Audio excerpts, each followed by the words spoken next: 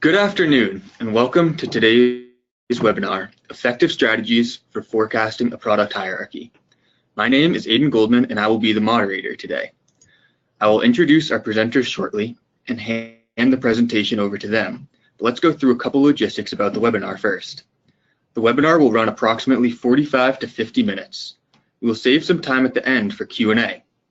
During the webinar, you can submit questions using the control panel on your screen at any time. I will be monitoring these questions throughout the webinar and compile a list for Q&A at the end. We will also take questions submitted during the Q&A session itself. We will try to address as many questions as possible. If we do not get to your question, you will receive a follow-up email after the conclusion of the webinar. We are also recording this webinar and will email you a link to the video sometime next week. The webinar video will also be posted to our website, where you can find a full archive of past webinars. They are free and a great way to catch up on any past webinars you may have missed. It is now my pleasure to introduce Eric Stellwagen and Sarah Darin, who will be presenting today's webinar. So without further ado, let's get started with today's webinar, Effective Strategies for Forecasting a Product Hierarchy. Okay, thank you, Aidan. My name is Eric Stellwagen, and as the slide says, I'm the president and the CEO of a company called Business Forecast Systems. We're a software firm that's dedicated to business forecasting applications. We're located outside of Boston, and I've actually spent my whole professional career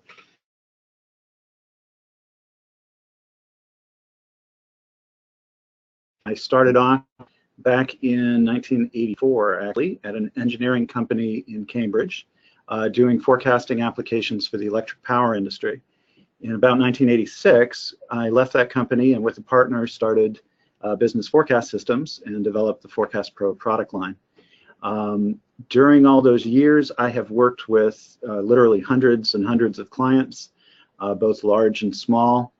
And have gained what I feel is a lot of insight into how organizations go about the forecasting process. And that's really useful stuff, because forecasting really is a blend of methodologies and experience about how to apply them. So in today's webinar, as in all of our webinars, we're really going to emphasize not just how these things work, but how they're applied.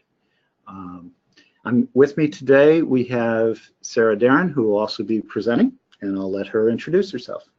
First of all, thank you all for joining us today. As Eric said, my name is Sarah. I'm a senior consultant here at BFS. My history at BFS is not quite as long as Eric's, but I do have over 20 years of experience working in analytics. Most of my career has been working with time series data, primarily with a focus really on marketing models, but also doing a lot of forecasting within that as well. I came to BFS from Nielsen, where I was a VP in the custom analytics division. And in that role, I had the opportunity to work across a lot of different industries with a lot of different clients. So CPG, apparel, telecom, retail, the list kind of goes on.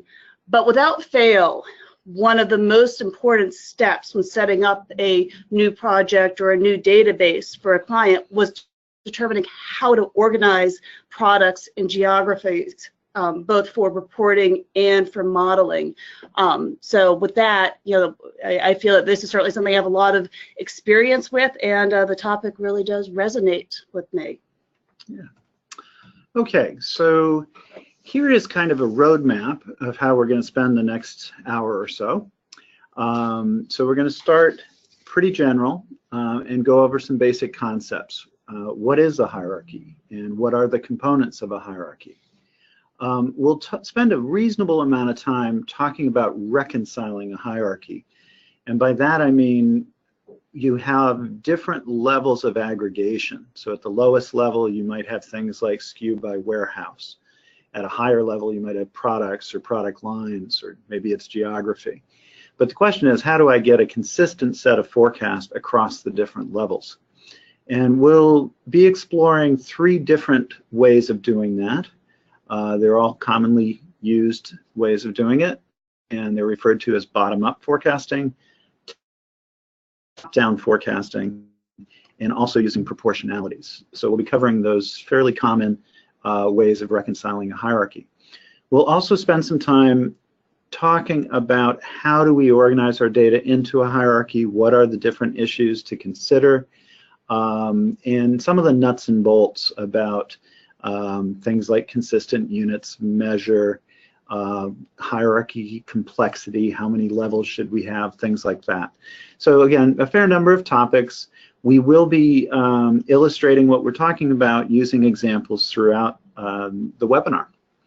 I thought I'd mention we do have over 250 people who registered for today's webinar, so we've got a good group who are watching, and we've got representatives of over 43 countries, so a very international crowd as well. So let's actually dive right into it. We're going to use a couple of different examples, but this brewery example is the primary one that we'll use for much of the webinar. And it's a very simplified example. And so what we have here, if you look at this, it'd be sales of beer. And at the very top of our hierarchy, we have total sales, say for the brewery. And that could break down into different brands. Okay, so the brewery might have several different brands that it brews. Perhaps they've got a standard and a light beer and maybe an IPA or something like that. There's a question underneath the brand of how do things break down. And what we'll see is that the way that we've organized this one is we have packaging styles. And there are retail packaging styles and commercial ones. If we look at retail, that would break down, there'd be many more in a full-fledged hierarchy for a brewery, but here we're taking retail and, for instance, saying it could break down into beer that's packaged in cans, beer that's packaged in bottles. Below that, if we go down on the cans, we'll see that we get into sort of configurations. So beer that's sold in 6-packs, for example, or 12-packs, etc. In general, when you have this kind of a tree or a hierarchy, and again, this one's product, but we could have entered geography as well. But one distinction that I want to make is the difference between the lowest level. The lowest level of the hierarchy, and therefore the lowest level at which we will forecast, I'm going to sometimes call that an item level. So I might talk about item level forecasts or maybe end items. But the concept is the lowest level is where you're actually bringing in the data, and it's the finest grain, so to speak, of where we're going to generate forecasts. Everything above this item level is a group or an aggregation. So cans, you can see quite easily, would be the history would consist of the sum of 6-packs and 12-packs. Okay, so that would be our total cans. Obviously, a bigger hierarchy would flesh this out more. But everything above this item level are groups or aggregations. And so we'll talk about group levels and item levels. Okay. Incidentally, you may look at this and say to yourself, well, how do I add together the number of 6-packs and the number of 12-packs? You know, is that what cans is? And obviously that would not be a good idea. It would kind of lead to nonsense in cans. But we're going to use some sort of a common unit of measurement. So it could be gallons or liters or barrels of beer. And the concept is I'm forecasting, you know, the number of gallons we sell in 6-packs plus the number of gallons we sell in 12-packs. That's the total number of gallons that we need to package in cans. And cans and bottles go up. So our common unit of measure here is, for this example, going to be gallons. Okay. So it's very typical for companies to work with hierarchies. You know, in my experience, we often have organizations that have anywhere from, you know, very simple hierarchies with only 1 or 2 levels to very complex ones with, you know, 13 or even more levels of aggregation. We'll talk a little bit about what's optimal in that regard as we proceed. as many things as is the case with many things in forecasting, simpler is always better if we get the job done. Okay, so more on that later. Okay, so before we sort of dive into the details, kind of a big picture look at what do companies use the forecast for? Okay, so we have these different levels, and you might say, you know, why do we need the forecast at the different levels, and what are they used for? And at the item level, at the lowest level, which is often be something like SKU or maybe SKU by warehouse, for example, or by customer. But at the lowest level, we're often doing logistics. We're doing things like planning production or purchasing or some other part of the supply chain. We're usually interested in shorter horizons. If I'm planning production, I'm not so much interested in trying to plan production for a year from now. I'm more interested, say, in the next 4 or 6 weeks, you know, which is kind of my horizon for planning. On the other hand, if you go up in the hierarchy and you get to things like brand level forecasts or maybe major geographies, so these are kind of intermediate levels. And what are they used for? Well, it's a little different. If I'm working at, say, a brand or a major geographical market, maybe I'm looking at how marketing is impacting sales. Maybe I'm looking at expected revenue, okay? I'm probably interested in more than just the next 6 weeks. I'm probably more interested in things like the next 12 months or the next, you know, the rest of this year and all of next, for example. So the forecast horizons tend to be a little longer. But the main point is we're generating different forecasts, or we're generating forecasts at different levels of aggregation, and we're using them for different purposes. When we get up to the very top of the hierarchy, total sales, for example, or maybe total sales by major brand, now we're kind of in the boardroom. We're thinking big picture, and we're probably interested in medium or longer term horizons. So something like, do we have enough capacity to meet demand a year from now? Our business is growing, and maybe we need to think about how we can expand capacity to meet forecasted demand. So again, what are the forecasts used for? The answer is a lot of things. And depending on where you are in that hierarchy, what the forecasts are being used for might vary a bit. Now, sometimes people talk about a one number forecast. And what I mean by that is, should a company really strive to generate a single forecast for use across all of these different areas? You know, should the marketing forecast and the production forecast be the same? You know, should they reconcile?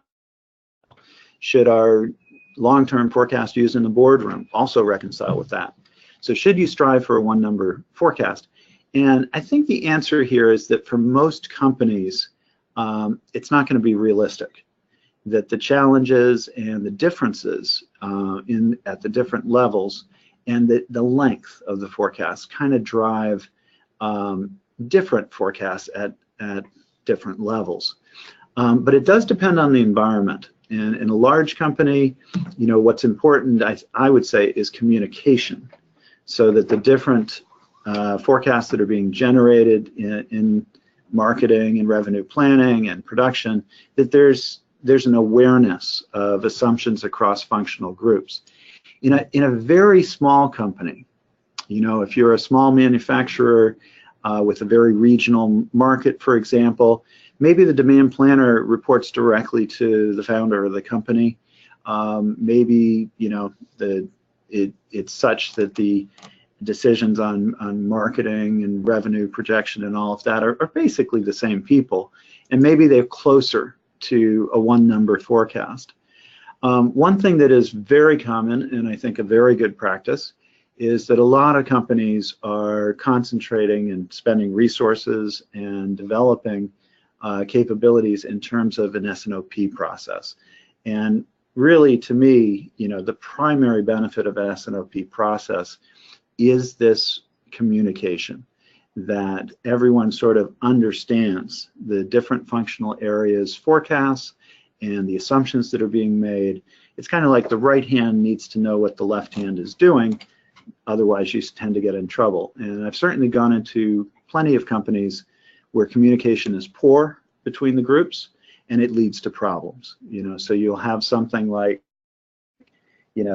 marketing decides we're going to run a big promotion, and they go to production and say this promotion is going to start in a month, so be ready for it. And production says, well, you should have told me this 4 months ago, because those products require parts that have to come over on a boat from Asia, and it's going to be difficult.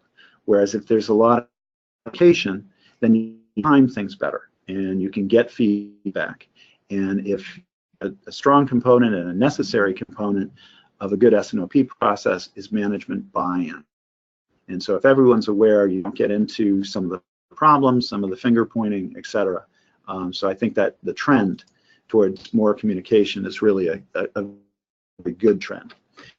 So with that, I'm going to turn the presentation over to Sarah, and she's going to talk a little bit about how these hierarchies work. Exactly. We're going to take a look at a simple example that is going to hopefully get across the idea of how these hierarchies work. And I'm going to jump to our product here. And what we're looking at here is, again, leveraging that beer hierarchy that Eric introduced us to earlier. We're looking at a very, very small subset of that hierarchy. So we're just looking at cans here. And if you recall, cans in this example, we're breaking down into 12 packs of cans and 6 packs of cans. So if we look over here at the graph here, we're showing the weekly sales of beer across this 6 or 7 years of data. And when we look at a series like this, there are really 2 key questions that we ask ourselves. The first is this data seasonal? And clearly, this is very seasonal data. As we move into the summer months here, we definitely see a marked increase in beer consumption. That makes a lot of sense. A nice cold beer on a hot day is always a pleasure. And we also see 3 key spikes in the summer here. And these correspond to the 3 major US holidays. So we have here Memorial Day, 4th of July, and Labor Day, all very US-centric, but we are looking at US sales of beer here. And you can also see how consistent this seasonality is across the entire data history. The other question that we typically want to ask ourselves is this data trended? And the answer here is no. Total cans of beer have been pretty consistent across the entire data history here. So let's take a look at the 2 end items that are making up this group total. First of all, we have 12 packs. So from a seasonality standpoint, this definitely looks very consistent with total cans. But whereas total cans was not trended, we now see this upward trend in the 12 packs of cans, which that would mean that when we look at the cans sold in 6 packs, we have a negative trend. So sales are trending downwards. A good way of really visualizing and understanding this is actually looking at all 3 of these things on the same graph here. And what this graph is showing is we have this top teal line is showing us total cans. The middle line, or at the beginning, the middle line, let's call it, is showing us cans sold by 6-pack, and the brown line is showing us cans sold in 12 packs. Now, at the beginning of the data, you can see a majority of the cans are being sold in 6-packs. But at the end of the data, slightly more cans are actually being sold as 12-packs. So the preference is really changing across time. So the way that the total cans is allocated to 12 packs and 6 packs is definitely changing across time. And one of the things that we want to think about is we want to make sure that the forecasts for gallons sold in 6 packs and gallons sold in 12 packs reflect those trends. And just as a reminder, and in terms of how we're looking at this, we are thinking about gallons, since, as Eric was pointing out, it doesn't make a whole lot of sense to add together the number of units of 12 packs sold and the number of units of 6 packs sold. And this is a theme that you'll hear a couple times in this webinar, the importance of making sure you're using an equivalized unit. That's a pretty important part of setting up any product hierarchy. So with that, let's start looking at some forecasts. I'm going to go back to our total cans. And by default, the way Forecast Pro generates a forecast at the can level is through something called bottom-up reconciliation. So with bottom-up reconciliation, what is happening, and I'm actually going to open up an override grid so we can see the numbers here. In bottom-up reconciliation, what is happening is we're using the demand history at the item level to generate forecasts at the item level. So the red line here, the forecast for 12 packs, is based on this demand history. You can see it up here. So in period 35, we're projecting 1,000 gallons of beer sold through 12 packs. And for 6 packs, again, the same thing. We're using this model, the demand history here, to generate this red line forecast. And in period 35, that's generating 800 gallons of beer sold in 6 packs. And then to get to the total forecast of cans, all we're doing is we're adding together the 6-pack forecast with the 12-pack forecast. So for the 6 packs in that period 35, we had 800 gallons. For 12 packs, it was 1,000. For the total, we're at almost 1,800. That one point off, or 1 gallon off, is really just coming from rounding error. Behind the scenes, it really is just adding together those two numbers. And that's what is happening for all of the periods across here. Now, the alternative to bottom-up forecasting is what we call top-down forecasting. So in that bottom-up approach, this demand history for cans wasn't being used at all. So the forecast here is really independent of that. For top-down forecasting, we're now using this history here to generate the red line. And let me add on the modifier so we're actually looking at the top down. So this is the red line that is driven by the model, a total can model. It is worth noting that it's not drastically different from that bottom-up approach, but it has changed a little bit. If we look up here, we can see what it has changed to. So you'll recall that when we were looking at the bottom-up approach, we were at 1799, so just under 1,800 in period 35 here. And that has now changed to 1868. So it's gone up by a couple percent. So what does that mean for the end items? Since we do want to make sure that we have a consistent forecast, we want to make sure that when we add together the forecast for the 6-pack and the 12-pack, it's actually adding up to this total here. Well, what top-down is going to do is it's going to still use the demand history at the item level to generate a forecast, but then it's going to adjust the forecast in each week proportionately so that the sum of the end items adds up to the total. And we'll see, there'll be a slide in perhaps two slides ahead where we can see the math of this a little bit more explicitly. But if we do look further down here, again, we were at 1868 here. 12-pack cans had been 1,000. It's now up to 1,038. And 6-pack cans had been 800, is now up to 830. So both 6-pack volumes sold through 6-packs and 12-packs have been adjusted up by, well, probably 3.8% roughly. So that is That is top-down forecasting. And one other thing that is worth noting as you look at this is, as you look at the forecast from the top-down forecast, we are keeping the trends that we expect to see in the data. And that's something I think we said at the beginning, that we want to make sure that the forecasts actually do continue to show that trend that we see in the historic data, and that is true here. And it actually is also true if we actually went back to top down. We're still seeing that the trends are captured.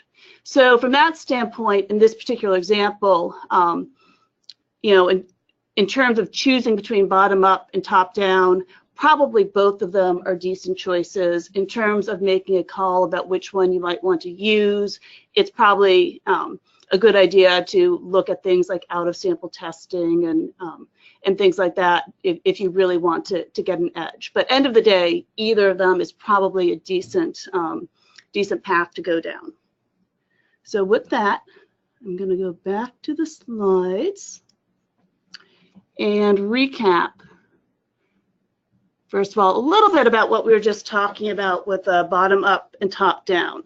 So with bottom up, again, what we are doing is we're creating the model-based forecast at the end item level or at the lower level, and then we're simply adding together those two lower level forecasts to construct the upper level forecasts. With top down, what we're doing is we are generating a forecast at that group level. We're generating forecasts at the item level, at the lower level, and then we're adjusting the item level forecasts proportionately to ensure that they add up to the group level forecast. Now, the third approach that you might want to consider is called proportional allocation. So what's happening with proportional allocation is you're starting off with a group level forecast. So you're using the group level demand history to generate a forecast, just like you do in the top-down approach. But now the idea is that you're not going to forecast at all at the lowest level. Instead, you're going to use a known distribution or allocation across the end items. When do you want to do this? Well, when things are not changing or are only very slowly changing across time.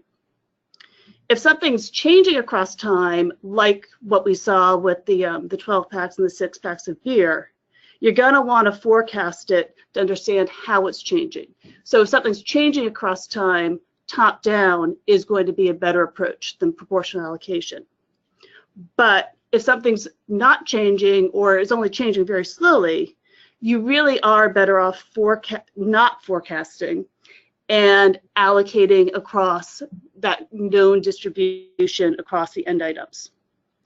So in terms of a good example of when you might want to do this, this is something that's frequently done in the apparel industry. So within the Forecast Pro software, the example that we have for this, and if you are a Forecast Pro user and you want to look at a hands-on example of how to do this, we have a tutorial lesson in our user guide about this, and in that example we use a running shoe data set. So we certainly consider that to be a good example of when you want to use it. And the idea with running shoes is, in terms of the product hierarchy, it's going to break down into different styles and colors and things like that. And at the lowest level, you're typically going to end up at a size level. You could actually take demand at that size level and generate size level forecasts. But typically, you're also going to have a lot of very large, very small sizes where there's not a lot of structure to the data, and that might not produce good forecasts. In this case, what is typically done is you apply what is called a size chart. So most apparel companies have these, size charts that for a given color and style, they they can predict, or they know basically how many people are going to be falling into each size category. So you can use that known distribution and apply it to the higher level forecast to then generate your, in this case, size level forecasts. And in general, those size level forecasts generated through a proportional allocation are likely going to be better forecasts than if you just went with a straight top-down approach. So as promised, we're going to take a closer look at some of the math that's going behind here with some, a little bit simpler numbers than what we were looking at in our beer example in the software. So what we're looking at here is, the same hierarchy. So we have total cans, and what we're showing is what the forecast, an example of a forecast generated from model-based forecasts for 6-packs, 12-packs, and total cans. So in this example, the volume for 6-packs is forecast at 70. For 12-packs, it's forecast at 30. For total cans, so again, based on the demand history for total cans, it's coming in at 120. So these are probably all good forecasts, but the clear problem is that they're not consistent. So we need to think about how we can reconcile these forecasts so that the sum of 6-packs and 12-packs is the same as the forecast for total cans. So in the bottom-up approach, this was pretty straightforward. Again, we have our 70 gallons for 6-packs, our 30 gallons for 12-packs, and what we're doing is simply kind of throwing away that 120 and coming up with a forecast of 100 for total cans. In top-down, we're keeping that 120. So we're leveraging the model-based numbers across all 3 products, and what we're doing now is we're adjusting the model-based forecasts to make sure they sum up to this 120. So in this case, our 120 is 20% higher than the sum here. So essentially, we're increasing this forecast of 70 by 20%. We're increasing this forecast of 30 by 20% and coming up with this 84 and 36, which now sum to 120. With proportional allocation, we are not using the model-based forecast for the 6-packs and the 12-packs at all. We're only using the group level forecast here of 120, and then we are allocating it to the 6-packs and 12-packs based on a known distribution that we expect to be fairly constant across time, or at least across the forecast horizon. And this 50-50 that we are showing here would be applied to each time period within your forecast horizon. So another thing that you're going to want to think about, though, is, or not think about too much, but what we are looking at here is a very simple hierarchy. So really had only 2 levels. There weren't a lot of choices to be made about what level of the hierarchy we would be looking at. When you're working with a more complex hierarchy, and I would say most hierarchies are going to be a lot more complex than what we were looking at here, you're typically going to have 3 or more levels. And what's very common is to end up with a combination of top-down and bottom-up approaches. And that's typically something that we do recommend when we look at product hierarchies with people. And this is, you might hear the term middle out. And really what that is referencing is that you're forecasting within the middle of the hierarchy. So we typically still call it top down and just reference what level you're going from. But if you hear middle out, that is what it's talking about. And with that, I'm going to turn it back over to Eric to walk us through how to choose a reconciliation approach. Okay. So again, we've sort of looked at a hierarchy We've talked a little bit about this idea of bottom-up versus top-down versus using, say, a proportional allocation such as a size chart or perhaps a bill of materials or something like that. And the question is, how do you make these decisions? And why does it matter? Why does it matter? Well, our goal is often the same when in the topics of these webinars, which is how can I improve the accuracy of my forecasts? And you do get different forecasts if you go bottom up versus top down.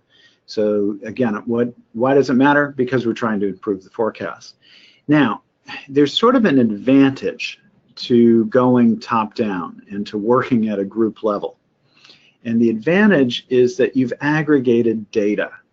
And when you aggregate data, clearly you're going to get higher volume. Higher volume data tends to be easier to forecast. Higher volume data also tends to exhibit more structure than lower level data. So things like seasonal patterns and trends are easier to identify in high volume data than they are in lower volume data. So there's kind of an advantage to top down because I'm using higher volume data, there's more structure, and it's easier to forecast. So that's the argument for going top down. Now, there's a problem with it though. And the problem is really the question of similarity between the items that you're aggregating. So if two items are really different, so that the seasonal patterns are different, the trends are different, maybe the response to advertising and promotion is different. If things have very different behaviors, then you want to forecast them separately. They require sort of separate statistical models to capture the separate and distinctive behaviors. Again, you sort of think of this as an apples and orange kind of decision.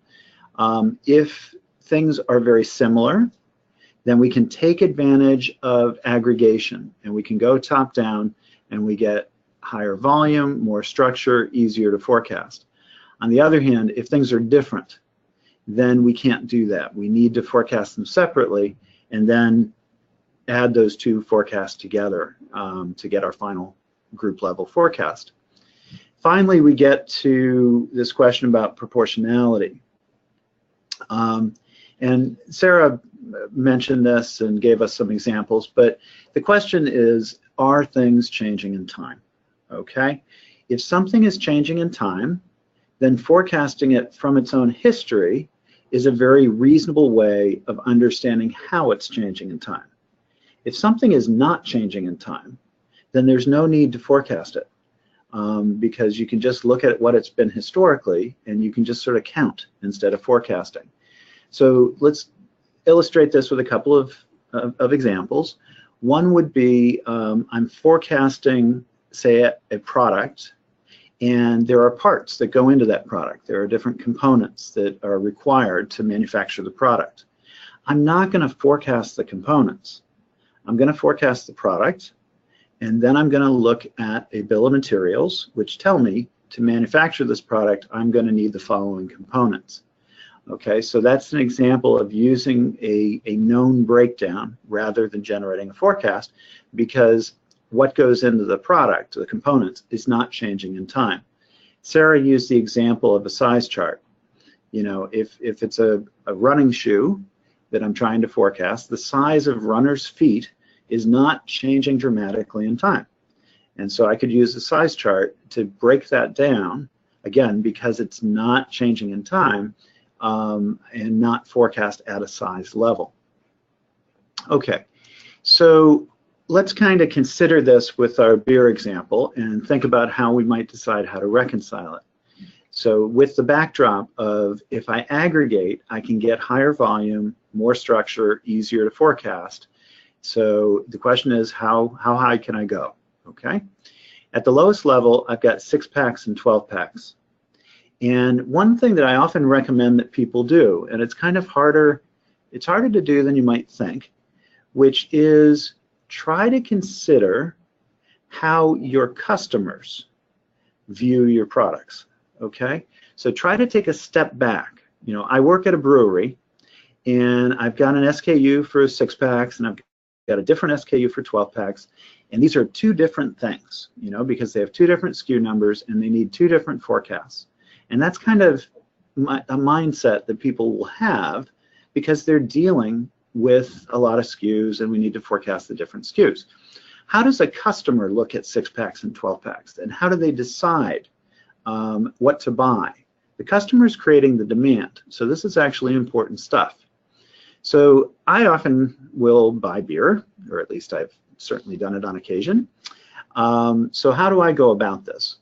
Well, in my part of the country, I go into a liquor store, and I'm going to buy, let's say, before I go in the store, I assume I'm going to go buy a 12-pack of beer. And I know I have a certain brand I like to buy, and I know I like bottles, and I'm going to go in and get a 12-pack. I probably even know, you know, where they keep it in the store. Now, if I get in there and, for example, they're out of 12-packs, what am I going to do? I'm going to buy 2 6-packs, and I'm going to leave that store with 12 bottles of beer. If I got in there and they have both 6-packs and 12-packs, I'd probably buy the 12-packs because usually it's cheaper. But if for some reason the 6-packs were cheaper, I'd buy 2 of those.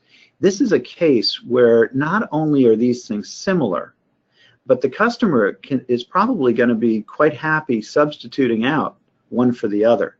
And this very clearly, they're similar enough to aggregate them. And at a minimum, I would aggregate up to cans and be pretty comfortable that we could go top down from cans. Now, what about cans versus bottles? It's true that they're different. People have preferences between the two, but it's also true that they're similar, and that things like the response to advertising, the response to the weather, the pricing often is going to be similar. So I'm probably pretty comfortable aggregating up another level and going up to retail. And I'm saying cans and bottles are similar enough that I can get to the higher level, take advantage of the higher volume, more structure, easier to forecast. What about retail versus commercial?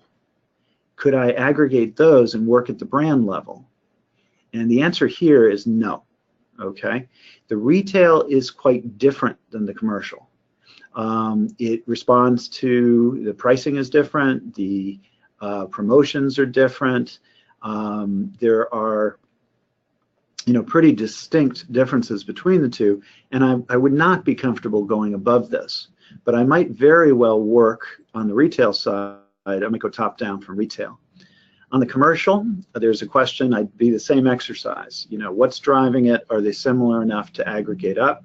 Again, this is a very simplified example, but the concept is if they're similar enough, we go up. And if they're still similar enough, we go up again. And until we get to that level where we say, no, we're really dealing with two different things. So in this example, I'd probably go top down from retail.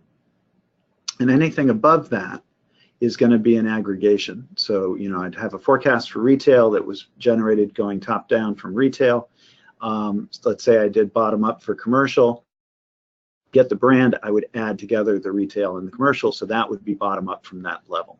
Okay, but this is, again, it's just a simple example.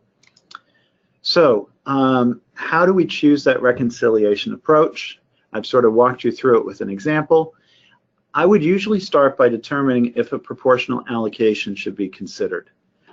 Is there something in the data at the lowest level that really doesn't change in time? You know, so again, if I'm in the apparel industry, maybe a size chart. If I'm a discrete manufacturer, maybe a bill of materials. Try to think like your consumers. How do they look at your items? So take a step back and say, from the customer point of view, because the customer is creating the demand, you know, how do they view our products?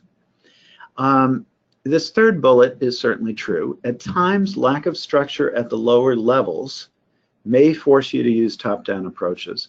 So I've certainly seen cases where, you know, you generate the data at such a fine-grained level that you just don't have enough to work with. And sometimes, just a pitfall to point out, there are times where people who adopt software tend to say to themselves, you know, the software can bring this in at any level, and so why wouldn't we bring it in at the lowest level possible? So I've gone into companies where, you know, they have the data going down to, say, SKU by warehouse by customer. Okay, so very low level data, and you look at that low level data and there's just not enough volume to get at any of the structure. And a lot of times you ask them, it's like, why do you break it down so much? And the answer is, well, it's easy to do in the software, and so we've thought we'd take advantage of that and look at it. But they're actually making their life harder. If you don't need a forecast at a customer level, don't break down the data by customer. You know, if the forecast is driving a production of the SKU, then maybe we can get away with just working at the SKU level and not bother with anything finer grain.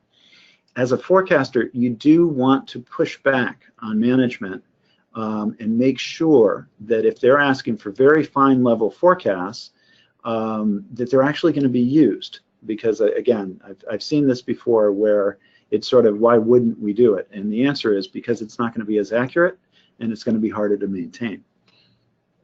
If you're unsure of how to reconcile, measuring performance is always an option. You could try it multiple ways, maybe perhaps use a holdout sample and say which one is more accurate. Most multiple level forecasts, as Sarah mentioned, combine top-down and bottom-up approaches, and that certainly would be the case in our beer example. Okay, some nuts and bolts about going about setting up a hierarchy and such. We've emphasized this a few times. The units of measure need to be comparable, so that if we're going to add things together, we need to make sure that the groups make sense. In our beer example, we're going to measure some sort of volume, whether it's gallons or barrels or what have you. The hierarchy should be as simple as possible and still get the job done. So that's what I just mentioned on the last slide, is if I can get away with fewer levels in my hierarchy, that's a good thing. It's going to make my life easier, it's going to give me less items to review, and the hierarchy should be as simple as possible and still accomplish what the organization needs to accomplish. If you don't need a level, don't include it. Okay. Also, one thing I've seen, like sometimes you get into a customer level, and a good practice there, not all customers are necessarily created equal. So if you've got a couple of really key large volume accounts and then you've got a bunch of little ones, and maybe you need a customer level forecast for your key accounts, you know, think about, do I really need one for all the small ones, or maybe I could have, you know, my key accounts I'm forecasting at a customer level, all the rest I'm aggregating, and it's so I've got sort of, you know, big customer A, big customer B, and rest of the world all lumped into one. This is kind of subtle but important. Discontinued items may need to be included to ensure group totals are correct. Let me sort of explain what that means. If you're going to forecast top down, you're going to take the group level data and you're going to forecast it, and that's going to be the basis for your forecast. If currently the definition of the group includes your active items, but historically has included other items as well. So, you know, I've got 5 years worth of history, and 5 years ago we had different active items, some of them which have been discontinued. You'll need to include the history for the discontinued items so that the history for the group level is correct. If you only include your active items, then the group level history is not going to reflect the true history, and that'll be a problem if you're going top down. It would not be a problem if you're going bottom up. Okay, the last one is the structure of the hierarchy should be selected for forecasting, not for reporting. This is subtle, and we're going to use an example here to illustrate this, but it's also common. I have seen this again and again. So let's do this with an example. This example comes from a telephone company. A number of years ago, I went out to a phone company, and talk to them about setting up their data and setting up hierarchies and how to forecast it. And this particular phone company, you can see I've got total volume up here. Phone companies have different classes of service. They have business services, residential services, and public telecom as well. The business in this example has different types of offerings, and this particular company, which was in the Midwest of the United States, had a service territory that covered a bunch of different states. Okay, so there were probably 3 or 4 states that that their market covered. So we drew this hierarchy out on a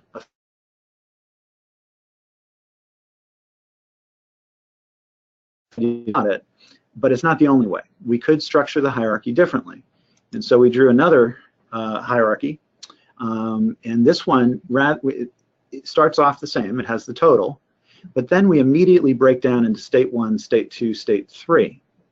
And then under each state, we broke down by class of service, and then the offerings under the class of service. So this is the same data, but it's organized differently. And we sort of said, okay, which one would be better? Which one do we want to use? And there were probably about 20 people in the workshop, and all 20 immediately said, we want to use the blue hierarchy, where it breaks it down by state. And I said, okay, why? And the answer was, because we need a forecast state by state. Okay, and that was kind of the wrong answer from my point of view as a forecaster. So what they were saying was, you know, we need to have a state level forecast, and that's what's going to drive how we organize our data. And that's the pitfall that I want you to avoid. These hierarchies are different, and how I can forecast them is different. I can do things in the red hierarchy that I cannot do with the blue hierarchy, and vice versa. And the main thing, the way I've organized this, is in the red hierarchy, I can aggregate across the states. And I could forecast, say, total business services across all my service territory. In a phone company, you would never combine business and residential and public. They are very different. So they would always be forecasted separately. But if the states were similar, then I could forecast total business services across all the states and take advantage of higher volume, more structure, easier to forecast. On the other hand, if the states were very different, then I'd want to use the blue hierarchy, because they are they're going to require different forecasts, and then I'd probably be working, you know, maybe at this state by class of service. I'd be sort of in level 2 here, whereas in the red I might be on level 3.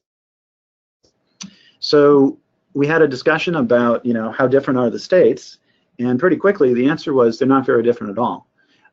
Same services, same pricing, advertising reaches the whole market, and for forecasting purposes, the red hierarchy is better.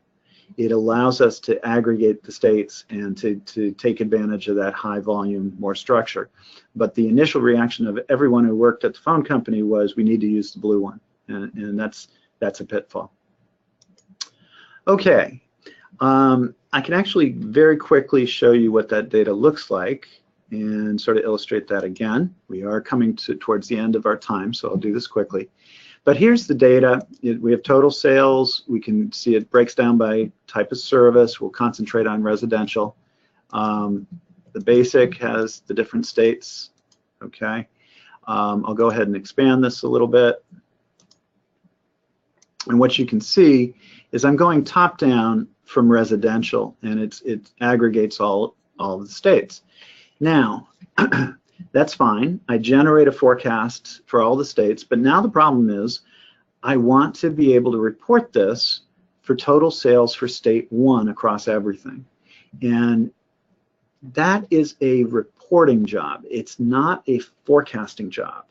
So what I want to point out is I can forecast it using the red hierarchy, but now I want to get total state. And what I can do is to reorganize the forecasts after they're created so that I can look at the total for state 1. And that's more of a database job.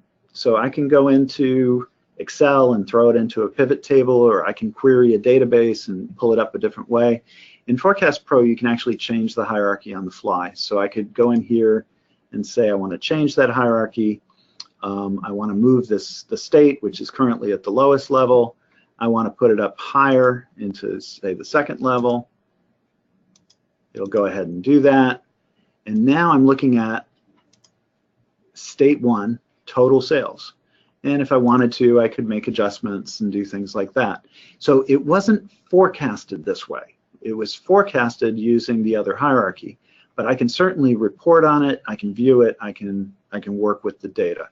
So again, the lesson here is there is a difference between how you forecast something and how you report it, and at times that definitely comes into play. So we're going to quickly go through one more example, and then we'll get into the Q&A, and Sarah will walk us through our last example. Yes. So hopefully this example really emphasizes how much of a difference a top-down approach can make in terms of forecast accuracy. When we looked at the beer example, we did not see a drastic difference between bottom-up and top-down. With this one, without spoiling what's going to happen next, you will. So what we're looking at here is cold remedy medicine, and that breaks down into these various types of cold remedies, so gel caps, inhalers, etc. If we go through these different cold remedies, we can see that the data, the demand history, looks pretty different across these different types of cold remedies. And again, thinking about think of this as a consumer type of thing. Are these products similar enough to group together? Typically, if someone's going to the store, they're not going to consider inhalers and cough syrups kind of within the same realm of consideration. So as we think about what level we might want to be using for forecasting in this example, we're pretty sure that we don't want to combine gel caps, inhalers, and syrups to a total level. So at the very least, we want to work at this level as the highest level. So we're going to focus on syrups right now. And suppose our goal is to produce the most accurate forecast at the item level, so the end item level. I'm going to break down the hierarchy a little bit here. And you can see that cough syrups is breaking down into the different sizes. Under the sizes, we have different flavors. So there's flavored and original. A lot of these sizes only have original. So at the total level, the total cough syrup level, again, we always want to look at the data as a starting point and think about how much structure we see in the data. And we certainly see a decent amount of structure in this group level. So there's pretty clear seasonality going on here, where we see sales peaking as we go into the winter months. It seems pretty non-trended across time there. So a good amount of structure to work with. As we go into the end item level, first of all, this gray here indicates that a product has been discontinued. So the 10-ounce size was discontinued, and in the 12-ounce size, it was there was a discontinuation, something new introduced. But the main point we want to make here is pretty much across the board, we have very short data histories at the end item level. There's not a lot of structure at this end item level. So if we actually generate forecasts at this end item level, it's likely that they're not going to be great. So I'm going to go ahead and put in forecast. So again, by default, what we're looking at is this bottom-up reconciliation. And at the end item level, we're seeing a lot of not great forecasts. And to be clear, this is not, it's not because of the software product that you're looking at.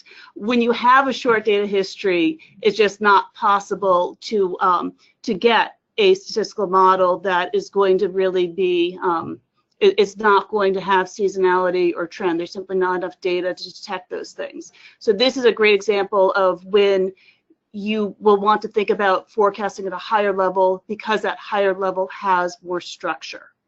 So to demonstrate that, again, at the total level, this forecast is very poor. This is what Eric would frequently call a forecast you might lose your job over. So let's take a look quickly at what happens when we switch to top-down. This is a forecast that you hopefully have some good job security going forward.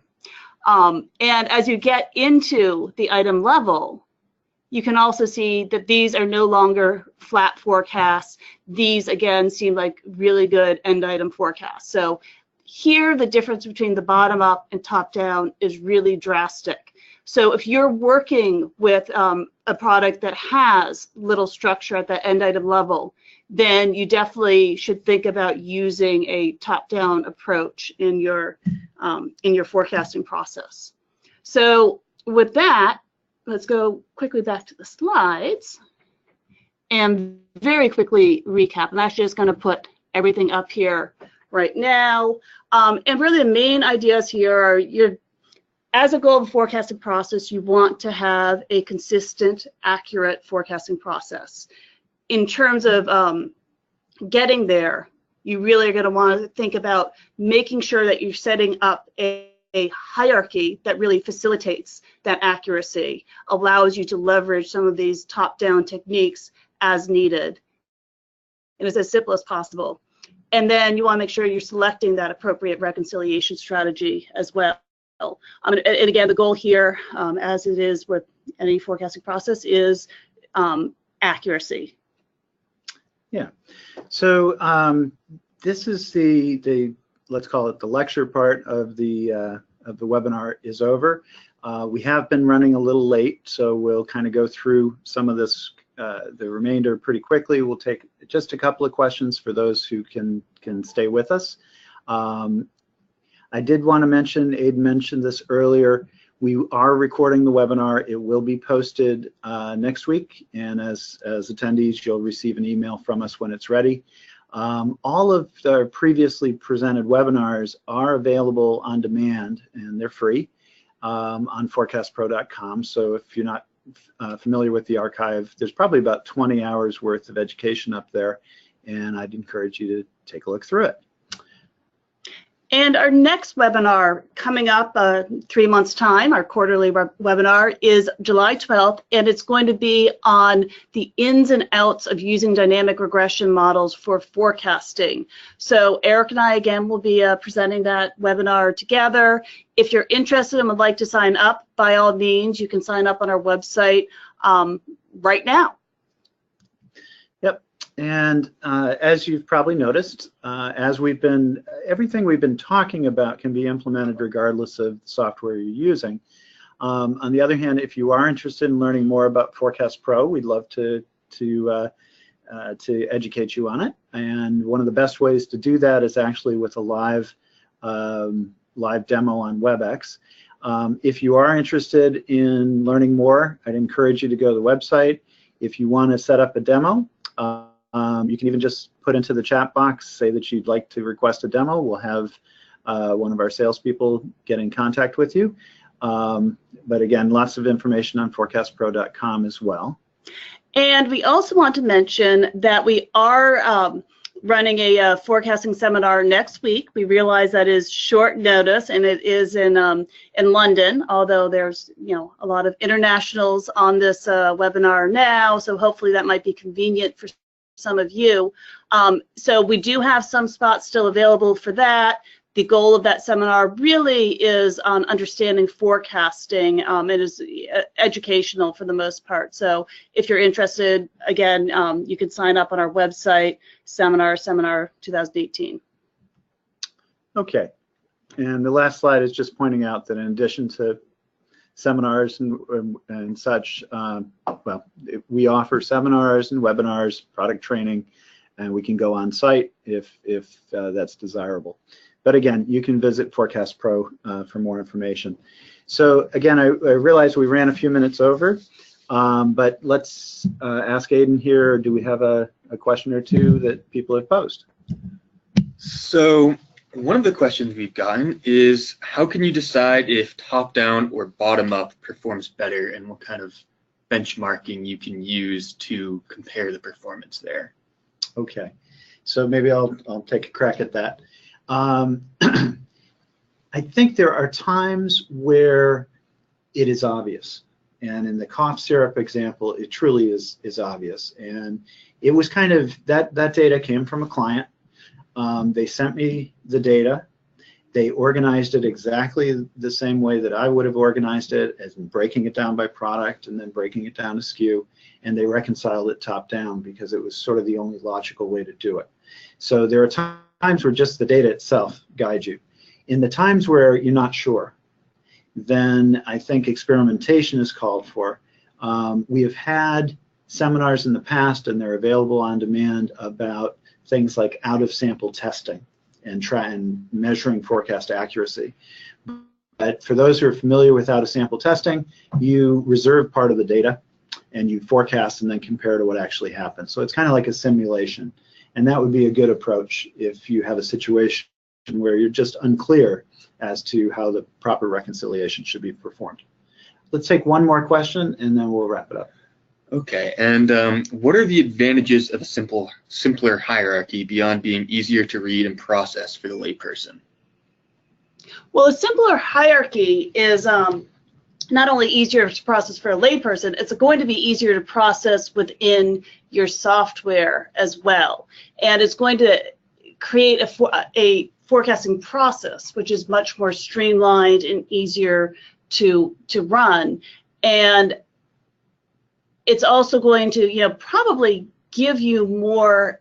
If you had a more complicated product hierarchy, yes, you could use top down and push everything down. But if you don't need it, then there's really no reason to create it. And in general, it's going to create more questions from people than not. Yeah. So I'll add a couple of comments there. And usually the complex hierarchy means there are more levels. When you add levels, you multiply the number of items that need to be reviewed and the number of forecasts that need to be accepted. So again, the review process becomes more complicated. The other thing, in a 1-hour seminar, we really couldn't get into this, but it also, the complexity of the hierarchy can change the actual forecasts. And an overly complex hierarchy often does so detrimentally, meaning that the forecast accuracy can actually be reduced in a more complex hierarchy. In general, we often talk about the KISS principle, keep it simple. You want everything to be as simple as possible and still get the job done. So I'd like to thank everyone for attending today's session. I hope that you found it informative and perhaps gotten a tip or two that you can apply in your organization, and hope that you'll join us on our next webinar. As Sarah said, it'll be in 3 months' time, and the subject will be dynamic regression. So thanks again.